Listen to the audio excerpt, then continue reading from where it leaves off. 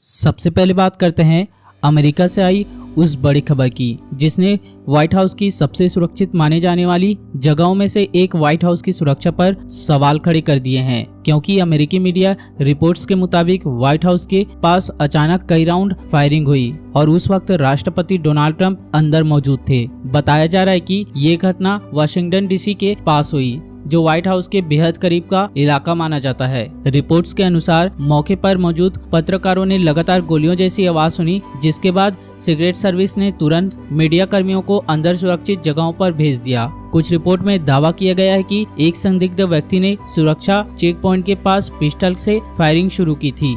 इसके बाद secret service agents ने जवाबी कार्रवाई की और संदिग्ध को गोली लगने के बाद अस्पताल ले जाया गया। हालांकि अभी तक अमेरिकी एजेंसियों ने हमले के पीछे का मकसद साफ नहीं किया है। FBI डायरेक्टर काश पटेल ने भी पुष्टि की है कि फेडरल एजेंसियां मौके पर जांच में जुट गई है। वहीं कुछ मीडिया रिपोर्ट्स ने भी ये कहा गया है कि गोलीबारी के दौरान एक आम नागरिक भी घायल हुआ है। घटना के कुछ समय बाद पूरे इलाके में लॉकडाउन जैसा माहौल बन गया और सुरक्षा एजेंसियों ने आसपास की सड़कों को बंद कर दिया है। सबसे बड़ी बात यह है कि ये घटना ऐसे समय में हुई है जब राष्ट्रपति ट्रंप व्हाइट हाउस के अंदर मौजूद थे और बताया जा रहा है कि उस वक्त ईरान से जुड़े मुद्दों पर बैठक कर रहे थे।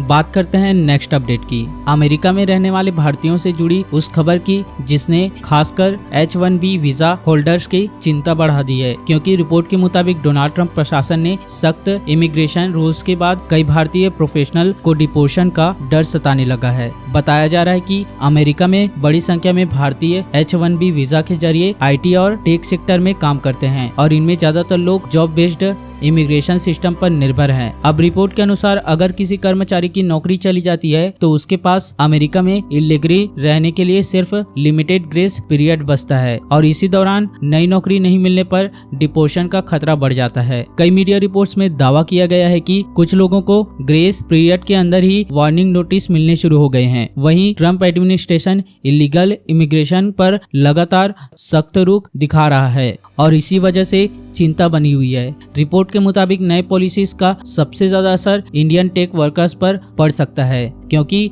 H-1B वीजा होल्डर्स में भारतीयों की हिस्सेदारी काफी बड़ी मानी जाती है। कुछ विशेषज्ञों का कहना है कि कंपनियों में ले ऑफ्स बढ़ने की वजह से स्किल्ड वर्कर्स अनसर्टेनिटी में जी रहे हैं। वहीं अमेरिका में रहने वाले कई भारतीय छात्रों को प्रोफेशनल ने सोशल मीडिया पर यह भी कहा है कि अब छोटी इमिग्रेशन मिस्टेक्स को लेकर भी डर बढ़ गया है। रिपोर्ट में ये बताया गया है कि ट्रंप एडमिनिस्ट्रेशन वीजा रूल्स और थ्रो बनाने पर विचार कर सकता है, जिससे कंपनियों पर अतिरिक्त फाइनेंशियल बर्डन भी डाला जा सकता है। अब इस पूरे मामले में सबसे बड़ी चिंता यही है कि लाखों भारतीय परिवार का फ्यूचर सीधे अमेरिका की इमिग्रेशन पॉलिसी से जुड़ा हुआ है और शायद यही वजह है कि H-1B वीजा होल्डर्स के बीच इस समय अनसर्टेनिटी और एंजाइटी लगातार बढ़ती दिखाई दे रही है।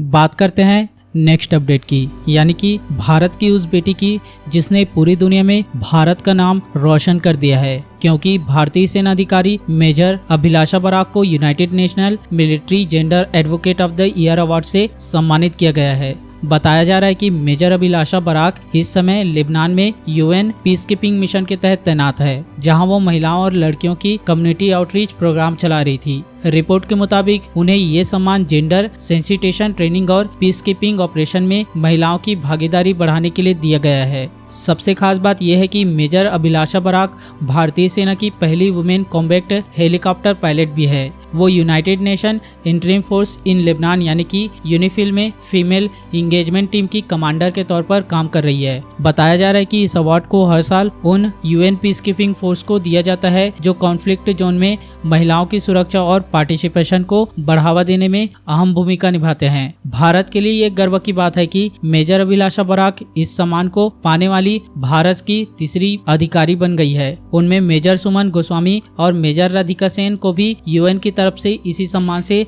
नवाजा जा चुका है। बात करते हैं नेक्स्ट अपडेट की, जिसने पूरे देश को राहत के साथ साथ चिंता में भी डाल दिया है, क्योंकि लद्दाख सेक्टर में भारतीय सेना का चीता हेलीकॉप्टर क्रैश हो गया, जिसमें सवार तीनों आर्मी ऑफिसर बार बार बच गए। बताया जा रहा है कि यह हादसा लद्दाख के टंगेस्टे इलाके के पास हुआ, जहां सेना का हेलीकॉप्टर रूटीन सॉर्टी पर था। रिपोर्ट के मुताबिक हेलीकॉप्टर में मेजर जनरल सचिन मेहता समेत 2 पायलट सवार थे। सबसे बड़ी राहत की बात ये रही कि तीनों अधिकारियों को सिर्फ मामूली चोटें आई है और सभी सुरक्षित बाहर निकल आए। लेकिन इस हादसे के बाद एक सेल्फी सोशल मीडिया पर तेजी से वायरल होने लगी है, जिसमें क्रैश के तुरंत बाद तीनों अधिकारी मुस्कुराते हुए दिखाई दे रहे हैं। लोग इस सेल्फी को करेज और सर्वाइवल का सिंबल बता रहे हैं, क्योंकि इतनी बड़ी दुर्घटना के बाद भी अधिकारियों का कॉन्फिडेंस लोगों को हैरान कर रहा है। वही भारतीय सेना ने इस पूरे मामले में कोर्ट ऑफ इंक्वायरी के आदेश दिए हैं, ताकि क्रैश की असली वजह का पता लगाया जा सके। रिपोर्ट के मुताबिक ये कहा गया है कि यह हादसा एक बार फिर आर्मी के पुराने चीता हेलीकॉप्टर की सेफ्टी को लेकर सवाल खड़े कर रहा है। दरअसल चीता हेलीकॉप्टर कई दशकों से हाई एल्टीट्यूड मिशन में इस्तेमाल किए जा रहे हैं, खासतौर पर लद्दाख और सियाचिन जैसे इलाके में। हालांकि अब भारतीय सेना धीरे धीरे इन पुराने हेलीकॉप्टर को रिप्लेस करने की तैयारी में है और उनकी जगह नए लाइट यूटिलिटी हेलीकॉप्टर लाए जा रहे हैं।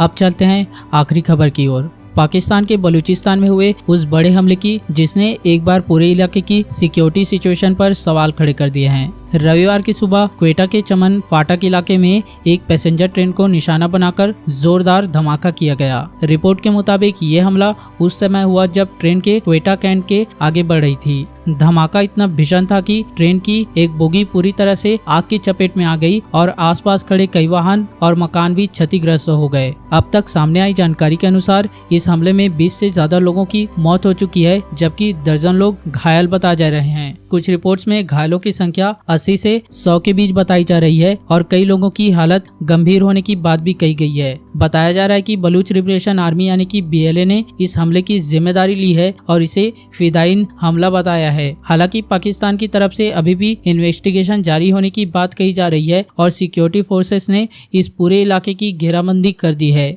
वहीं पाकिस्तान के प्रधानमंत्री शहबाज शरीफ ने इस हमले की निंदा की है और इसे आतंकवादी कार्रवाई बताया है।